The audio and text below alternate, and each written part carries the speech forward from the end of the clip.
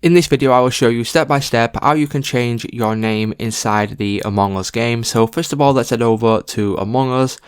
And then as you can see now, once the game has loaded up and you are on the main page, what we can do is simply go ahead and click on account in the bottom left hand corner. So as you will notice, there is an option for account. If we click on this, that will then bring you to this page where you will now need to go ahead and then select account.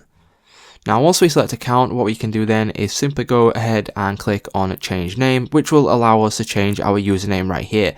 So click on change name, and then what you can do then is you can click on the little name bar right there, and you can then put something in, manually. If not, what you can do is you can go back and you can click on this little randomize icon right here, and then as you can see, it will then choose a name for you. And what you can do is just simply cycle through until you find one that you like. And then once you've found one that you like, just simply click on confirm.